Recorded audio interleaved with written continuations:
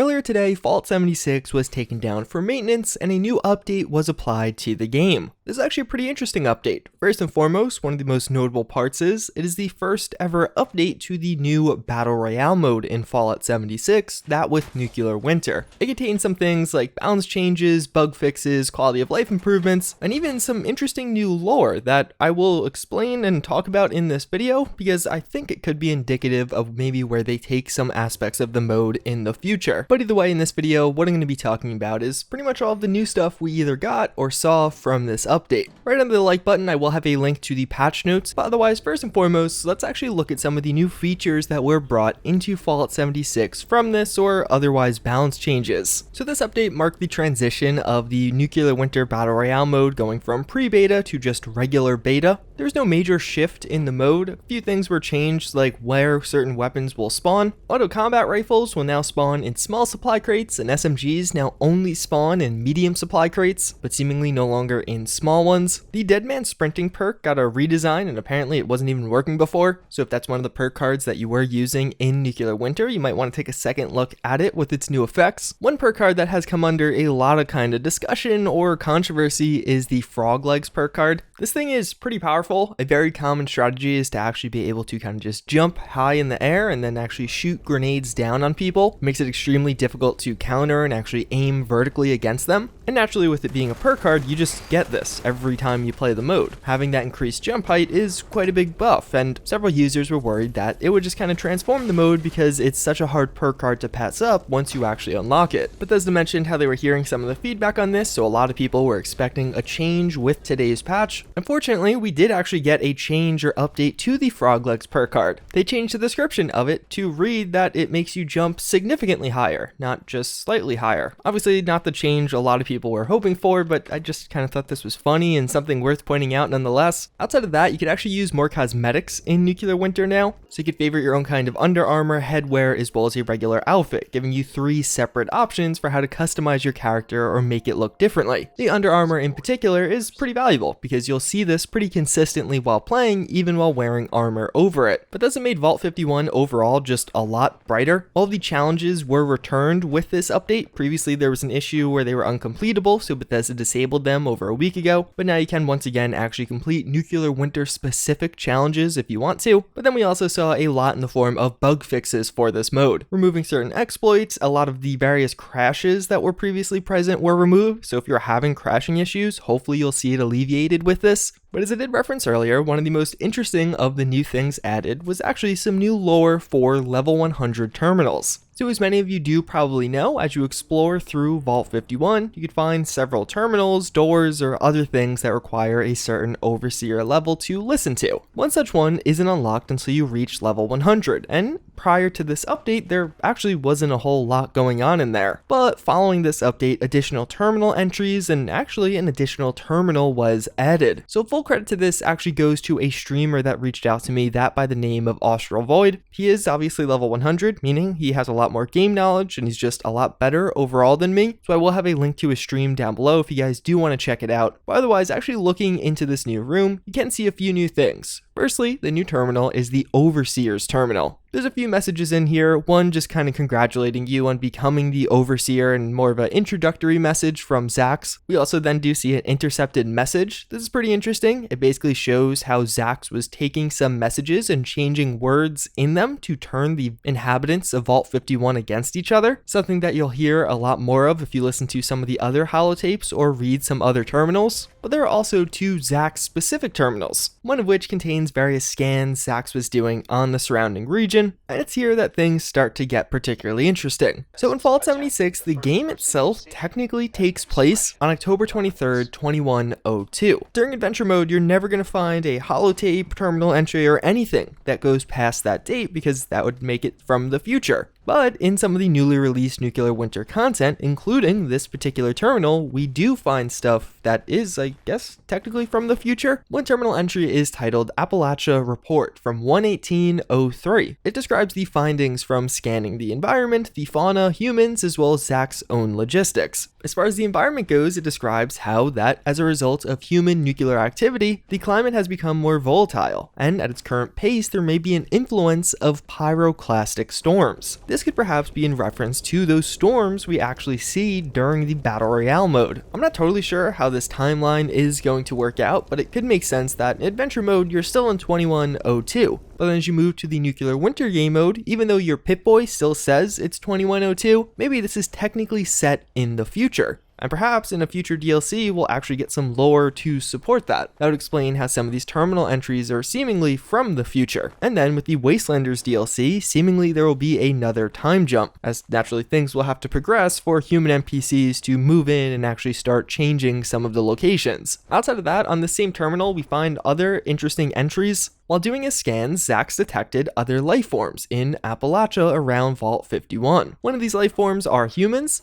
He analyzes this and describes how human survivors are clustered in groups near man-made structures, how rudimentary townships are observed, and the surviving groups appear peaceful. And I find this particularly interesting because when is this taking place? Basically, every other terminal entry you actually find in this room is dated, outside of just the introductory Overseer one that is kind of timeless. But for whatever reason, this particular scan has no date associated with it. I don't know if it's 25 years old, 4 years in the future, or just happening in real time. But using the context clues provided, it almost sounds like it might be from the future, or be a nod towards the Wastelanders DLC, where we know human NPCs and little towns to go along with them are returning. Mainly because the description of rudimentary townships isn't something we really have in game right now. It could be in reference to the camps we do see, but I don't really think you would describe your camp as a township. It certainly could be describing the time period that is before Reclamation Day and us leaving the vault, before the Scorch Plague wiped out all the existing factions, that with the Responders, the Enclave, Brotherhood of Steel. Although when all of them were in the area, things weren't really peaceful. That's what gets me curious about that also. But humans weren't the only life form that actually were detected, as Zax also does detect the Scorched. He describes them as a mutated version of humans, but this also gets pretty interesting in the analysis of the Scorched. Zax runs an analysis on both the humans and the Scorched when trying to figure out if they'd be eligible Overseer candidates. For the humans, he comes back saying that it doesn't actually look like they will be eligible candidates. But when looking at the Scorched, he does come back with a positive result, saying that there might be some potential there. He later concludes that this isn't plausible, as they won't actually fight with their own group, like a Scorched won't fight another Scorched, hence the Battle Royale wouldn't really work. But I found it pretty interesting that they included this. I wonder if it means we get more backstory information around these Scorched through this new DLC. Also, disclaimer, I'm just kind of assuming these are Scorched. They're definitely described as Scorched, with Zax reporting them as burned humans. But either way, taking this all together, it is very interesting. It's one interesting seeing how they may have actually been teasing something around Wastelanders, how some of these terminals are kind of from the future, or may indicate some kind of time jump that is occurring. But even further, it may also reveal that we'll actually get some more answers around the Scorched and the Scorched Plague. That's one of those things that at the conclusion of Fallout 76 isn't resolved. Although you launch a nuke trying to contain the Scorched beasts, you obviously don't do so because it's a living world. There technically still are Scorched beasts everywhere. Although outside of that, we also do have a look at the regular adventure mode of Fallout 76 and some of the changes that were brought to that. A long-withstanding duplication exploit that I've known about for over a month at this point, involving vending machines, was patched out. I've referenced this in several videos and I'm kind of shocked it took that long. There are other fixes with like the gun food perk card. Some of the broken quests were fixed, which is a very welcome addition, but honestly, looking at the changes or fixes overall, it was mostly Nuclear Winter focused, and there wasn't a ton as far as the more traditional survival and adventure mode goes. Some people viewed this as kind of concerning, that Bethesda might be pulling a Fortnite and just going all in with Battle Royale, but in reality it seems like this was just meant to be more of a Battle Royale update. And the next one, known as Patch 11, is described as having a lot more changes and improvements for adventure mode, potentially bringing some of that long-awaited DLC like vault raids and the legendary player system, which we still don't know much about, especially nothing around a release date. There are also some things that notably aren't fixed. Some of the Pioneer Scout badges that have been broken for a good while now still are not actually able to be completed. That repeating gun noise that I talked about just yesterday still wasn't patched with this update, although Bethesda is aware of it as it's on their official bug tracker.